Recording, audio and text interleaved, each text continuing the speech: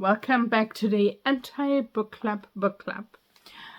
Today I'm going to talk about the next book that we read in the book club at my work, and it was Boyparts by Eliza Clark, which I don't know how that ever got picked because it's probably the most book club pick that I have ever met.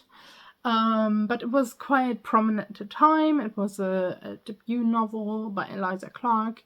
It got a lot of really good press. People really, sorry about that, loved the book, so we picked it for the book club. And I think at the time when I read it, I rated it a 3 or a 3.5. It's been a few years, I can't remember. And I wouldn't necessarily change that rating. However, I would say that this is a book that I think about all the time. Like, all the time it comes back to me and I'm like, wow, that book, man. That book. Like, it's just a book that has really stuck with me. The themes of it, the sort of the plot, it felt very visceral reading it, and I felt quite deeply disturbed at points, very uncomfortable at points. I saw somebody, when I was rereading the plot and all of that, describe it as American Psycho mixed with a bit of Killing Eve, and I would certainly agree with that, although I would say it leans more towards the American Psycho type thing. So the plot of the book is about Irina. Irina is an artist. She went to art school. She did really well, actually. But she now, like many artists, works kind of in a dead-end bar job. But she still follows some artistic ambitions that she has. And what she does most often is she takes very sexually explicit photographs of average-looking men, as she terms them. So she finds men who are more like average looking, and she takes very sexually explicit photographs of them. In the course of the book, she actually manages to get sort of commissioning for a gallery. She's supposed to be having a show, which of course is amazing considering she's an artist. However, she's also somebody who is quite self-destructive. She has quite destructive relationships. She takes a lot of drugs and alcohol. She's definitely an abuser of them. She likes extreme cinema. She's very into gore.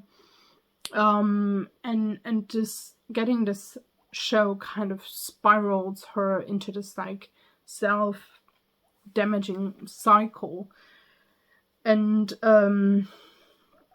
it's like she's like self-destructing in the book, and you're reading it, and I think that's part of what makes it so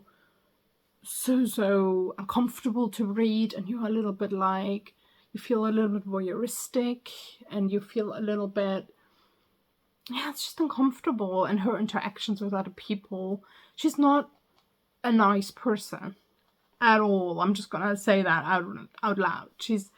She's not the kind of person you want to meet. She's not the kind of person you really want as a friend. But she's not meant to be either. Like, the book is never trying to portray her like, you know how books sometimes do it, where it's like this horrible person, but you're supposed to believe that they are great. No, like, she's horrible. But it's like,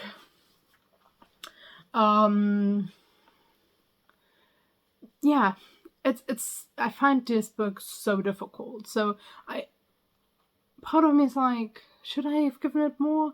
Am I just not the kind of, is this book not the kind of thing for me? Am I not the audience for this book? I wouldn't say I enjoyed the book. I'm not sure I took anything from the book, but it certainly left an impact on me. I mean, I still think about this book to this day, and it's been years since I read it. Part of me wants to reread it, but then part of me is like, no, don't reread this. I definitely want to read her new books. She's written a couple of books since then. completely different topics as well. One is about Brexit.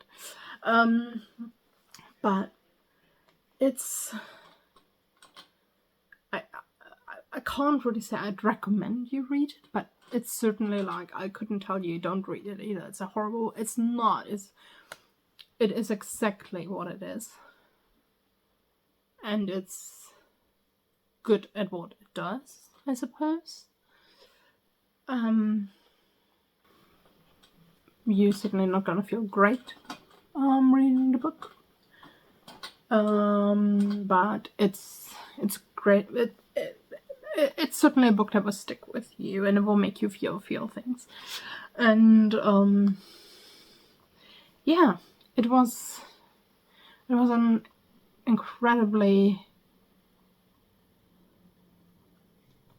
I don't know, impactful book to me. Like, I just feel very heavy when I think about the book, I suppose. Yeah. I'm gonna do a little bit of a spoiler section now. Not too much, because it's only just a little bit. But yeah, overall I give the book, I think, I'm gonna say 3.5 now. Might have been 3 point back then, but certainly she would deserve an extra half point, considering that I'm still thinking about her now. So, yeah. Right, so I'm gonna do a little spoiler section now, like I said. So 3, 2, 1. So I don't remember that much about the book, but one thing I definitely remember is that she starts having a relationship with this boy that she finds at Tesco.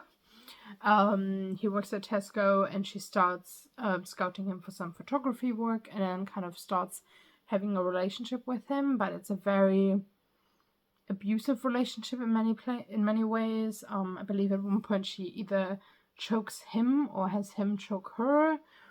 And she certainly doesn't treat him well in any way, shape, or form. Which is really heartbreaking, because he's actually a very sweet, insecure man. And then there's also a little bit towards the end where she finds, so she kind of goes into a very much you don't know what's real, you don't know what's what kind of thing,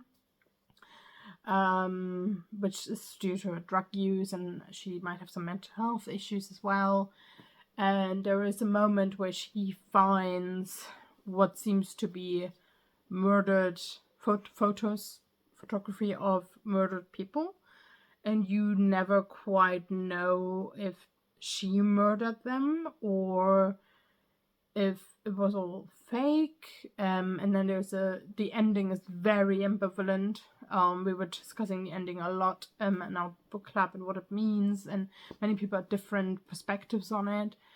Whether she killed herself in the end, or whether she freed herself from things, but you kind of never know whether she committed some horrible crimes or not. So yeah, so that's kind of a little bit of a spoiler about the book. But yeah, so the book in general is weird. It's dark, it's disturbing. So if that's your thing, read this book. This book will be the thing for you. But I found it really heavy. I found it really disturbing. And yeah, 3.5. You didn't really know what was real, what was not.